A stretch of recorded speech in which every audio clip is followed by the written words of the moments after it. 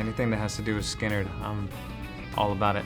I'm a huge fan. I grew up here in Jacksonville, came up in the music scene here, so obviously the legacy Lynyrd Skynyrd's a huge part of that, and never forgotten. Growing up in Jacksonville and everything, my dad used to play them all the time in the car on the way to school and everything like that, so it's actually inspired me to start making my own music and stuff like that. For years, I've always wanted to, when I started trying to play guitar and stuff, I wanted to play Skynyrd stuff, and I realized that it's really difficult for a beginner to play the stuff that they do. So, big fan of big guitars and the riffs that they come up with.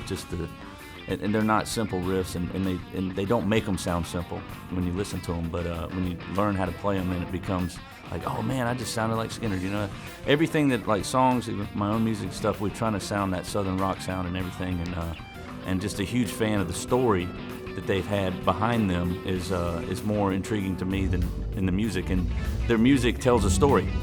Every song that they write tells a story, and you can actually get caught up in it and know exactly what's going on in their lives and stuff.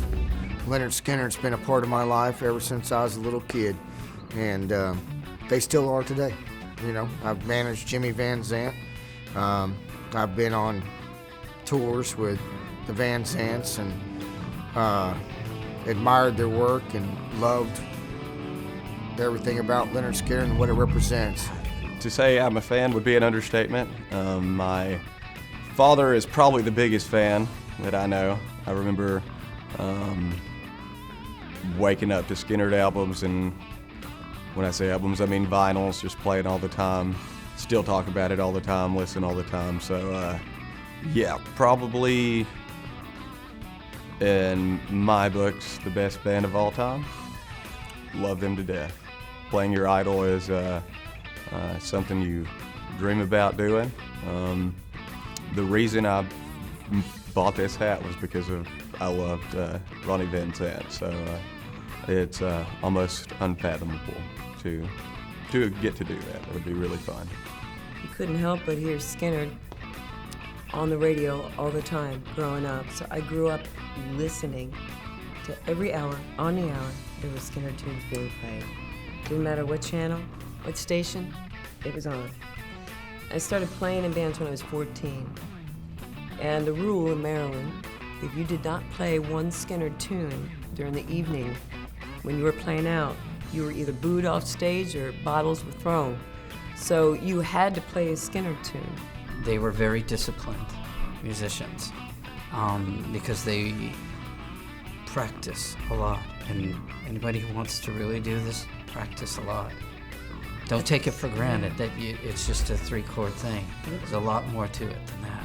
We studied them in their history, who they were as people, what happened to them, the torture tour, how the albums came about. The history is so important because it's connected to the phenomenal music they gave us.